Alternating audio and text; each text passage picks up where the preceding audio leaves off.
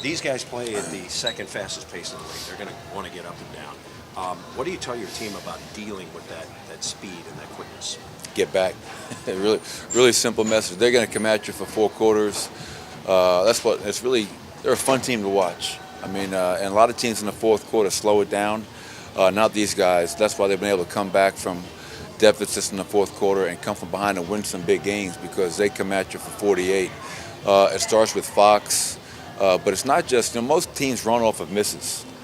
They get the ball out of the net, inbounds, and up the floor quicker than anybody else in the NBA. So they will attack us. We have to get back. We got to load to the ball. And the last thing, Chris, is we can't turn the ball over. You never want to fuel their break. When they're a great running team, we have to do everything we can to slow them down. So taking care of it, good shot selection, and trying to get to the foul line so we can set our defense. Speaking of defense, you talked about trying to get your defense back to the level you had it at. Do you expect with Gary back and Paul playing some minutes that those two will help in terms of getting reorganized and getting on the same page? I think those two being back will definitely help us in terms of you're bringing back 2 of your better defenders. But the thing that's hurting us right now is regardless of who you have out there, we're not talking. So you could have, Gary Payton, Scottie Pippen, and so on and so forth. If you don't talk, it doesn't matter. And that was the biggest takeaway from that New York Knicks game. We had no discipline from the beginning of that game because no one was talking to each other. And lack of communication is only going to bring confusion on the floor. So we have to be better in terms of discipline with the game plan, discipline with our personnel, communicating. And then obviously when you bring Gary and Paul back, that will definitely help us out in terms of one-on-one defense and matchup defense. You guys had the Suns, you had the Kings, or you had the Knicks, now you obviously have the Kings. What's maybe dangerous about playing teams that are up and coming and have yet to sort of prove themselves in the league? Well, we're in the same boat. We're up and coming. We haven't done a damn thing. I know people are excited that we're in first place right now, but there's 46 games to go after tonight, a lot of basketball. So I would put us in the same boat as the teams you mentioned. So what's dangerous is if we think we can just show up and beat a team like Sacramento because we beat them soundly at our place early in the year. Well, that's going to be a mistake, and we'll find out very fast. The other thing is when you build a lead, if we're able to build a lead, understanding how you play with the lead. And that's something we did a poor job of in Phoenix 2 games ago, being up by 25, being up by 22, and allowing them to get right back in the game because, we just kind of started making things up as we went. But for me, my God, we're an up-and-coming team as well. Second youngest team in the league, lots of injuries, tough schedule. I like where we're at, but we still have a lot of work to do. You talked about bringing guys back, kind of working them in as they got back off of injury. So, what are the things you need to see to be ready to decide that you do want to start Paul and Gary? Yeah, I think just those guys, getting their rhythm back. I think Paul took a big step with that last game against New York. The more he was out there, the more comfortable he got. You could tell he was in a rhythm and confident.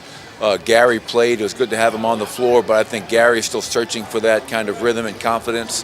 But yeah, those guys are starters. The fact that they're still coming off the bench right now is just temporary. Obviously, that could change within the next game or 2, or it could be a couple more games after that. But we'll get them back in the lineup once they feel comfortable out there on the floor.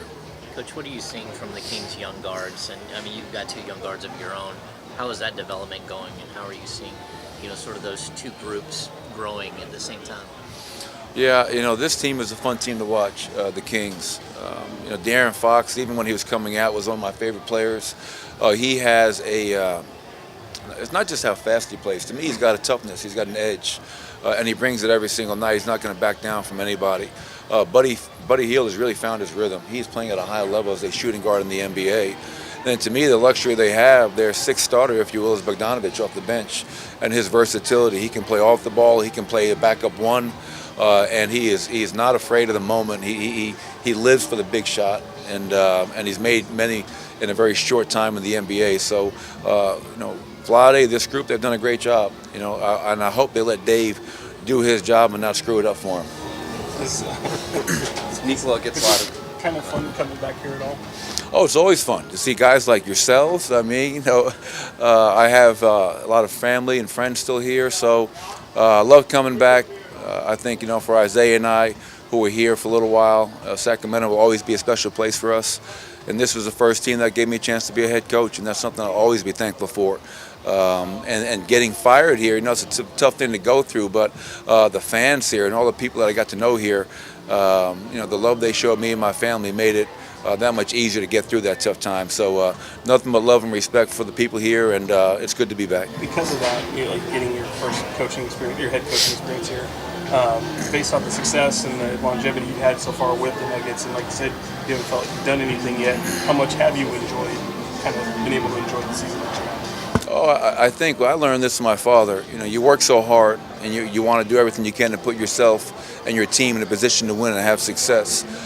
So by no means are we, not enjoying the moment, enjoying the journey.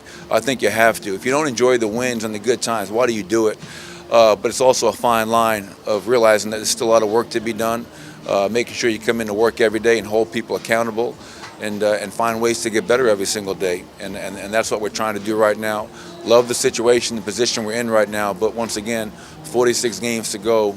There's a lot of basketball to be played, and we're a young team, and we have to still help them navigate these waters that we're about to enter.